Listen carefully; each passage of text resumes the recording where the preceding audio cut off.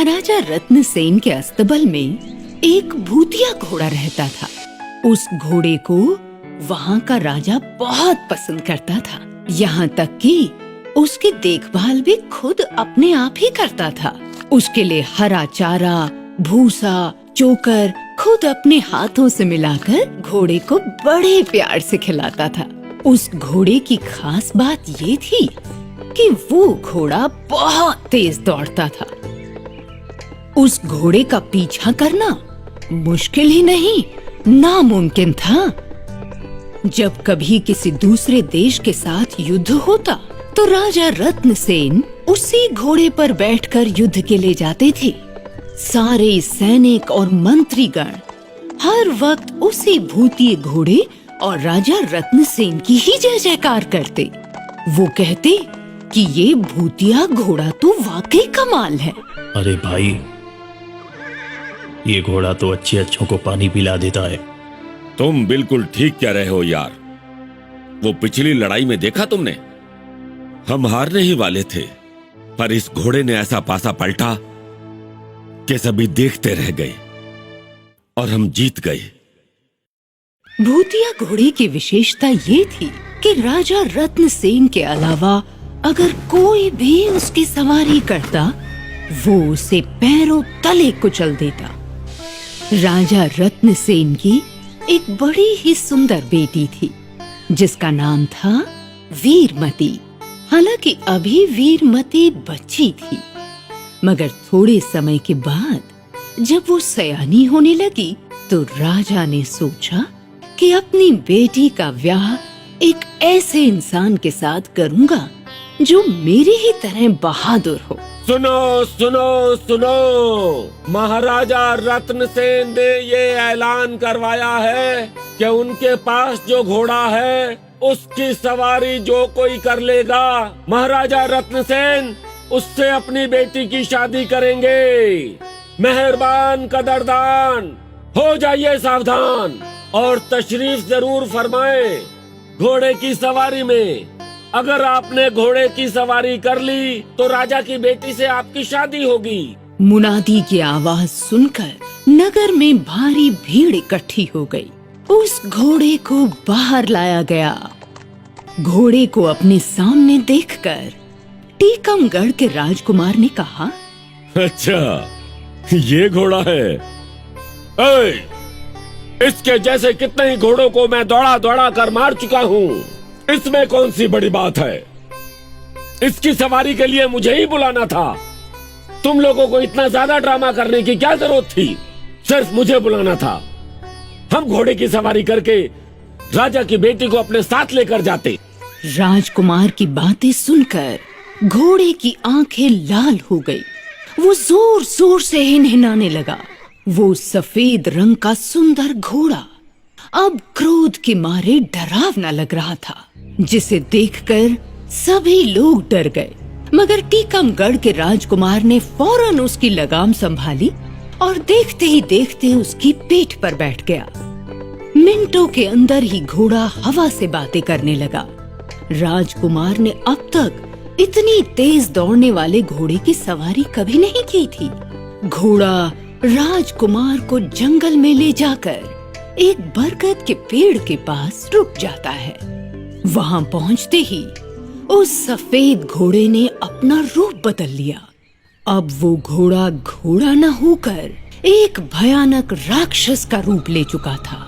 इतने बड़े राक्षस को सामने पाकर उस राजकुमार की तो हालत खराब हो गई। ये देख राजकुमार, मैं कोई घोड़ा वोड़ा नहीं हूँ, मैं राक्षस हूँ और मैं तेरे जैसे कितने ही राजकुमारों को मारकर घोड़ा बना चुका हूँ। मेरे साथ अस्तबल में रहने वाले सारे ही घोड़े भूत हैं और उन सारे भूतों का सरदार मैं हूँ। मैं तुझे भी मारकर घोड़ा बना दूंगा। ऐसा कहकर उस घोड़े ने राजकुमार को मार के एक घोड़े का रूप दे दिया। फिर वो दोनों घोड़े वापस नगर पहुँचे, जहाँ टीकमगढ़ के राजकुमार को न पाकर सारे लोग डर गए। उन्हीं में से उधमपुर के सेनापति का लड़का फौरन उस भूतिया घोड़े पर चढ़ बैठा। उधर भूतिया घोड़ा उसे तूफान की गति से लेकर उड़ने लगा। उस घोड़े को इस तरह बेतहाशा भागते देख उधमपुर के राजकुमार को थोड़ा भय हुआ। उसने जैसे ही घोड़े की लगाम खींची कि घोड़ा दुगनी गति से तेज दौड़ने लगा। घोड़ा उस राजकुमार को एक कुएं के पास ले गया, जहां का पानी खून की तरह लाल था। उस कुएं में एक बहुत भयानक मगरमच्छ था। कुएं के पास पहुंचते ही भूतिया घोड़ा एक भयानक राक्षस बन गया। वो राजकुमार से बोला, तुमने नहीं सुना, मेरे ऊपर सवारी करने वाला कभी बचता ही नहीं। तुम भी मेरे बारे में नहीं जानते। मेरे पास एक चमत्कारी तलवार है जिसके वार से आज तक कोई नहीं बच पाया। ये सुनते ही राजकुमार अपनी म्यान से तलवार निकालकर घोड़े पर प्रहार करने ही वाला होता है कि घोड़ा वहां से गायब हो चुका होता है। राजकुमार हर तरफ उस भूतिया घोड़े को ढूंढने की कोशिश करता है, मगर वो भूतिया घोड़ा दूर दूर तक गायब हो चुका था कि अचानक उसी घोड़े के हिनहिनाने की आवाज राजकुमार को सुनाई दी। वो अपने पीछे पलटता है, मगर उसे आवाज के सिवा और कुछ नहीं दिखता। राजकुमार सोचता है कि ये घोड़ा आखिर दिखता क्यों नहीं। राजकुमार ने उस घोड़े को ललकारा, ओ डरपोक, तू मेरी वजह से कहां छुपा फिर रहा है? तू डर रहा है क्या? हिम्मत है तो सामने आ। मैं तुमसे नहीं, मगर तुम्हारे पास रखी हुई उस जादुई तलवार से डर रहा हूँ जिसे तुमको उस तांत्रिक ने दिया है। हिम्मत है तो उस जादुई तलवार को कुएं में डालकर मुझसे मुकाबला करो। मैं निहत्था हूँ, मेरे पास कोई हथियार नहीं है। तुम भी अपना हथियार फेंककर मेरे साथ मुकाबला करो, तब मैं तुम्हें बहादुर मानूंगा।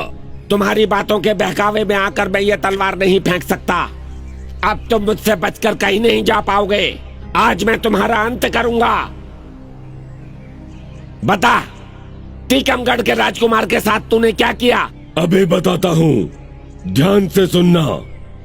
वो भी तुम्हारी तरह बहुत बहादुर बन रहा था। मैं भी बहादुर राजकुमारों को ही मारना पसंद करता हूँ, क्योंकि जितने ही बहादुर राजकुमारों को मारता हूँ मैं उतना ही अधिक शक्तिशाली हो जाता हूँ। इस तरह राजकुमार को बातों में उलझाकर वो राक्षस रूपी घोड़ा पीछे से आके उसे कुएं में धकेल देता है। राजकुमार जैसे ही कुएं में गिरा, विशाल काय मगरमच्छ ने आके उसका सर दबोच के उसे मार डाला, जिससे कुएं का पानी फिर से उबलने लगा। उधर भूतिया घोड़ा नगर की ओर गया, मगर इससे पहले कि वो किसी को हानि पहुंचाता, किशन नाम के एक लड़के ने राजकुमार की चमत्कारी तलवार को लेकर घोड़े का सामना करना ठीक समझा। मन में बहादुरी का भाव लेकर और हाथ में चमत्कारी तलवार लेकर अब वो घोड़े से मुकाबला करने को तैयार था। पलक झपकते ही जैसे ही उस घोड़े ने किशन को मारने के लिए जोर से हिनहिनाया, वैसे ही किशन ने चमत्कारी तलवार उस पर जोर से दे मारी, जिससे वो घायल हो गया। मगर एक बार फिर से किशन पर वार करने के लिए वो बिजली की गति से आगे बढ़ा। घोड़े ने जैसे ही छलांग लगाई कि किशन ने सामने से तलवार से तेज धार वार किया, जिससे उस घोड़े की गर्दन धड़ से अलग होकर गिर गई। वो घोड़ा लोगों की भीड़ के सामने अब मर चुका था। लोगों के अंदर अब खुशी की लहर दौड़ उठी। किशन की बहादुरी से प्रभावित होकर राजा रत्नसेन ने अपनी बेटी का विवाह उसके साथ कर दिया और वहां के लोग अब सुकून चैन की जिंदगी बिता रहे थे।